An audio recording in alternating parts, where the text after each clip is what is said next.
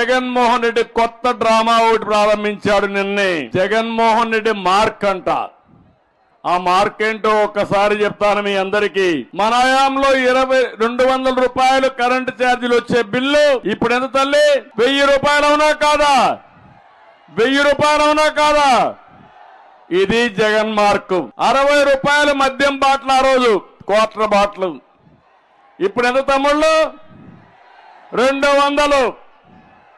అది జగన్ మార్కు. అవునా కాదా? అవునంటే గట్టిగా చప్పట్లు చెప్పండి, ఇది జగన్ మార్క్ అని. పెట్రోల్ డీజిల్ దేశంలోనే మనమే టాప్.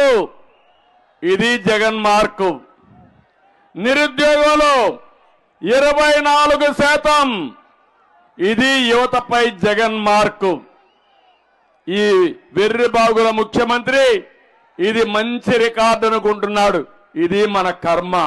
ఆ రోజు మీరు చూస్తే ఉచితంగా దొరికే ఇసుక కేజీల చొప్పున లెక్కేసి అమ్మేస్తున్నాడు ఈరోజు. ఇది జగన్ మార్కు.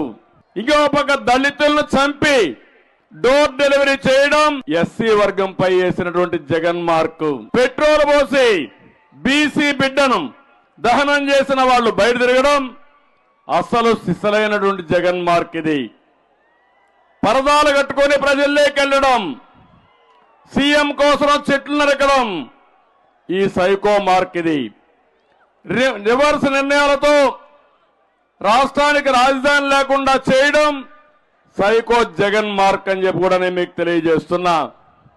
గంజాయి సరఫరాలో దేశంలో నెంబర్ 1 అదే జగన్ మార్క్. మా ఆడబిడ్డలు గుర్తుపెట్టుకోవాలి.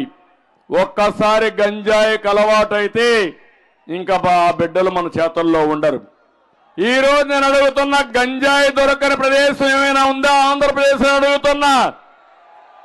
దేశానికే సరఫరా చేస్తున్నారు అంటే వ్యవసాయం చెల్లిది కానీ గంజాయి మాత్రం బ్రహ్మాండంగా తయారు చేసే పరిస్థితికి వచ్చారు.